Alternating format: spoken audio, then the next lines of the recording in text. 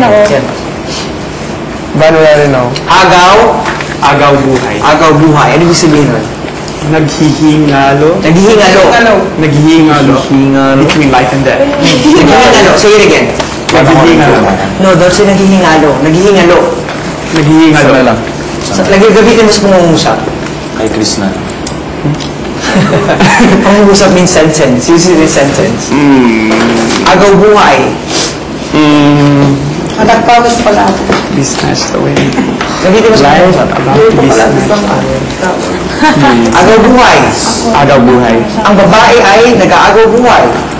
Siya ay Ang lalaki din ay nag-aagaw buhay. Nag-aagaw buhay. Next. Chris. Ay, One Tagalog, one English. okay. Okay. Saan na po si Harrison dito? Okay. Anak pawis. Anak pawis. Okay, okay muna. A-okay. If things are okay, are A-okay, they are absolutely fine. Fine. Say it. A-okay.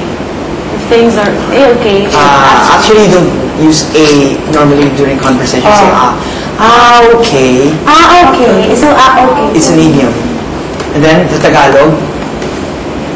Anak pawis. Anak pawis. Anak pawis, magsasaka, manggagawa, farmer, labor, blue-collar, worker. Anak pawis, gamitin mo sa mga usap. Anak pawis. Si Bugoy, anak pawis. Ang pawis. Rizal. A penny for your thoughts. This is a song actually, di ba? Tell me for my thoughts. Hindi ko alam. I like a focus. Diamond, prove that you love me. Sige, read it, Rizal. This idiom is used as a way of asking someone what they are thinking about. Okay. Anak dalita. No, I use it in the sentence, please. Chrissy, a penny for your thoughts.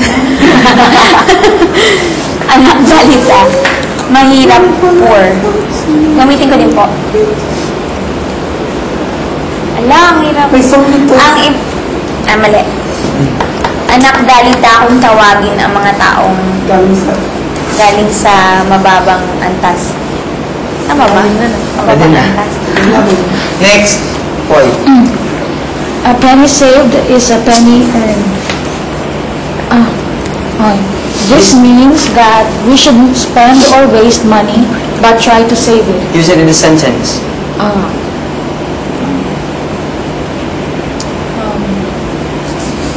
Please learn how to save money. A penny saved is a penny earned. Very good. Next.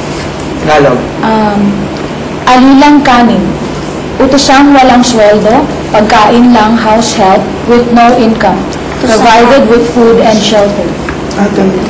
Alilang kanin. Alilang kanin. Parang hindi maganda pakinggan, no? Alilang kanin. Kami may kasambahay, siya isang alilang kanin.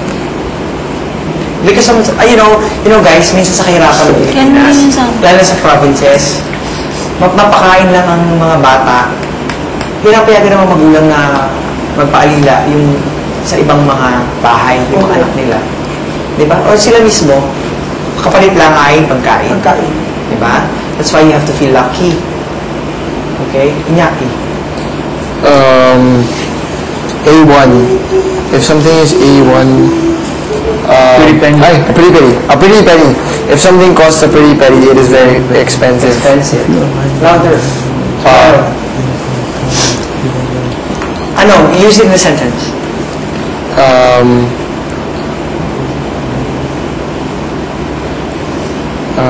This suit costs a pretty penny. Is it yours?